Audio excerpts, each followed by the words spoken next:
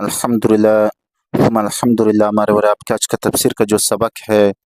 اللہ جل جلالہ فرماتے ہیں اعوذ باللہ من الشیطان الرجیم، ستجدون آخرین،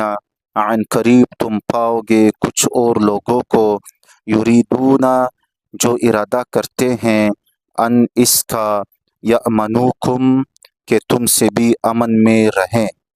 وَيَأْمَنُوا قَوْمَهُمْ اور اپنی قوم سے بھی امن میں رہیں، کلما جب کبھی بھی ردو الی الفتنتی ان کو لوٹایا گیا فتنے کی طرف، اور کسو فیہا تو لوٹا دیے جائیں گے اس فتنے کی طرف، فَإِن لَّمْ يَعْتَزِلُوكُمْ پس اگر وہ تم سے الگ نہ رہیں، وَيُلْقُوا إِلَيْكُمُ السَّلَمَ اور تمہاری طرف صلح کی پیشکش نہ کرے، وَيَكُفُّوا أَيْدِيَهُمْ اور نہ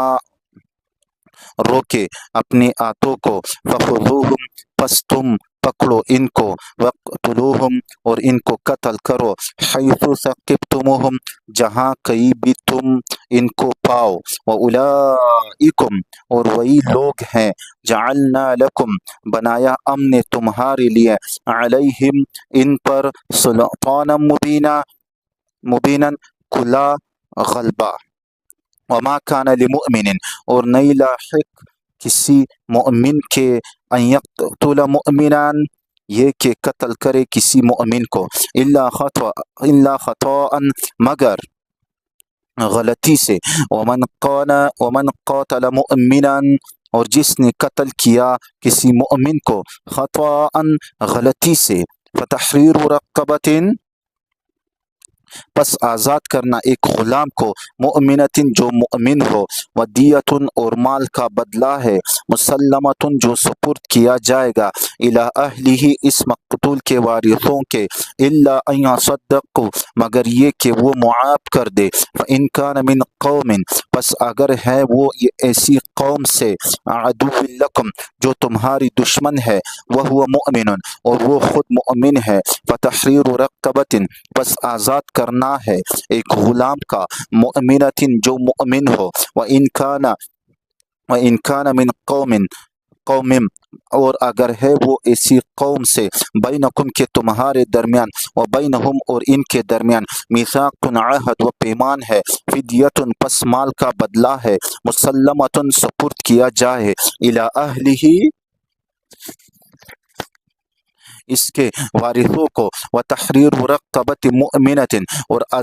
آزاد کرنا ہے ایک گردن کا جو مؤمن ہو، فمن لم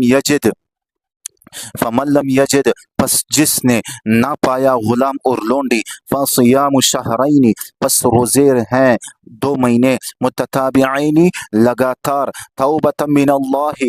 یہ ہے توبہ اللہ تعالیٰ جل جلالہ کی طرف سے، وکان اللہ اور ہے اللہ تعالیٰ وحدہ لا شریک پاک جل جلالہ، علیما جاننے والا، حکیما حکمت والا۔ جانوروں اور پرندوں کے حقوق، دین اسلام نام ہے حقوق اللہ کا اور حقوق العباد کا، اور اسلام میں حقوق اللہ بھی بیان کیے گئے ہیں، حقوق العباد پر بھی بڑا زور دیا گیا ہے، اور مسلمانوں پر دونوں قسم کے حقوق کی پابندی لازم اور ضروری ہے کہ اللہ تعالیٰ کے حقوق کی بھی پابندی کرے اور حقوق العباد بھی ادا کرے۔ پھر حقوق العباد میں مسلمانوں کے حقوق بھی بیان فرمائے ہیں اور کافروں کے حقوق بھی بیان فرمائے ہیں، مگر بلکہ پیغمبر آخر زمان صلی اللہ علیہ وآلہ وسلم خاتم النبیین مبارک نے حیوانوں کے حقوق بھی بیان فرمائے ہیں۔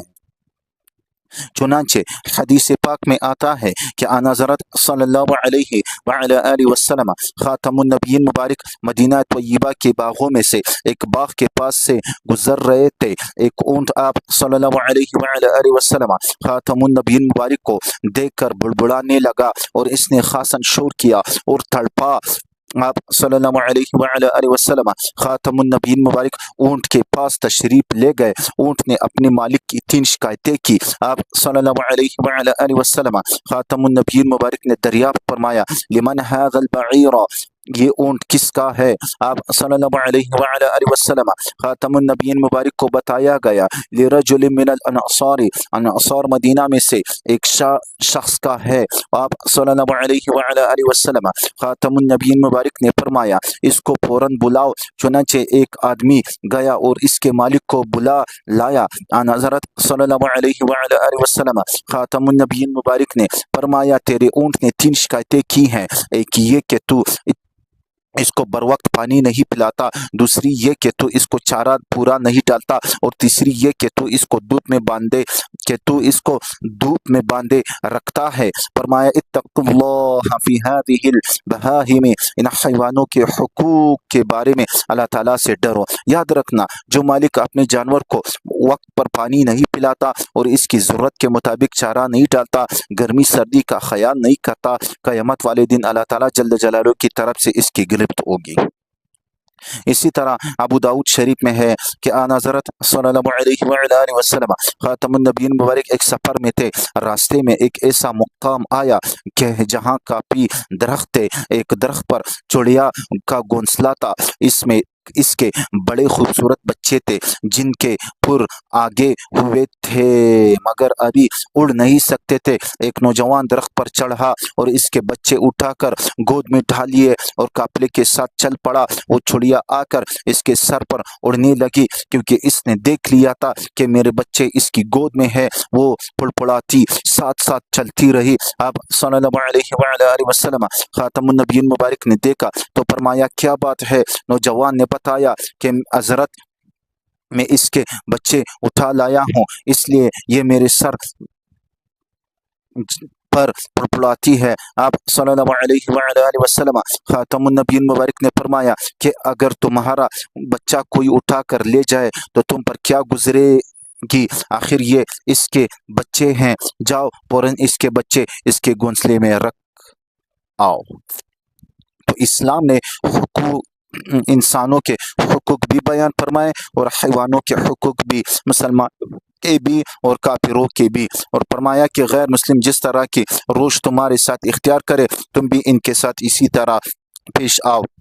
چنانچہ عرب کے 2 قبیلے تھے، بنو اسد اور بنو غطفان۔ یہ دونوں قبیلے بڑے ہوشیار اور شرارتی تھے۔ جب مسلمانوں کو ملتے تو ایسے انداز سے گفتگو کرتے کہ مسلمان سمجھتے کہ بڑے مخلص لوگ ہیں، حتیٰ کہ حضرت صلی اللہ علیہ وسلم خاتم النبیین مبارک بھی ان کی باتوں پر یقین کر لیتے کہ یہ مخلص لوگ ہیں، اور جب اپنی قوم کے پاس جاتے تو کہتے کہ ہم تمہارے آدمی ہے، وہاں تو ہم ان کو دھوکہ دینے کے لیے گئے تھے۔ گویا جب مسلمانوں کے پاس جاتے تو غیر جانبداری کا ثبوت اور یقین دلاتے، اور جب اپنی قوم کے پاس جاتے تو کہتے ہم تمہارے ساتھ ہیں، تم جو فیصلہ کرو گے ہم اس پر عمل کریں گے۔ اللہ تعالیٰ جل جلالہ فرماتے ہیں ستجدون آخرین، عن قریب پاؤ گے تم کچھ اور لوگوں کو، یعنی قبیلہ بنو اسد اور قبیلہ بنو غطفان کو یریدون جو ارادہ کرتے ہیں ایامنوکم اس بات کا کہ تم سے بھی امن میں رہے، ویامنوکم قومہم اور اپنی قوم سے بھی امن میں رہے، کلما ردوا الی الفتنۃ جب کبھی بھی ان کو لوٹایا گیا فتنے کی طرف، یعنی شرارت اور لڑائی کی طرف، اور کسو فیہا تو لوٹا دیے جائیں گے اس فتنے کی طرف، یعنی جب بھی تمہارے خلاف کسی لڑائی کی نوبت آئی تو یہ اس میں دوڑ کر فوراً شامل ہو جائیں گے۔ یہ تمہارے پاس صرف جان بچانے کے لیے آتے ہیں، یہ مخلص نہیں ہے، ان سے محتاط رہو۔ فَإِن لَّمْ يَعْتَزِلُوكُمْ پس اگر وہ تم سے الگ نہ رہے، وَيُلْقُوا إِلَيْكُمُ السَّلَامَ اور تمہاری طرف صلح کی پیشکش نہ کرے، فائدہ یلقو کا جملہ بھی لم کے نیچے داخل ہے۔ یہ بات میں طلباء اور قاریوں کے لیے کہہ رہا ہوں، اور دونوں جملوں کا مطلب بنے گا پس اگر وہ تم سے کنارہ کشی اختیار نہ کرے اور صلح کی بات تمہاری طرف نہ ڈالے، وَيُكُفُّ أَيْدِيَهُمْ یہاں پر بھی واو کے بعد لم ہے، معنی ہوگا اور نہ روکے اپنے ہاتھوں کو، فَخُذُوهُمْ وَاقْتُلُوهُمْ پس تم پکڑو ان کو اور قتل کرو ان کو، حیث ثقفتموہم جہاں کہیں بھی تم ان کو پاؤ، کیونکہ وہ تمہارے پاس آ کر غیر جانبداری کا اظہار کر کے تمہیں غلط فہمی میں مبتلا کرتے ہیں۔ وآخر دعوانا ان الحمد للہ رب العالمین۔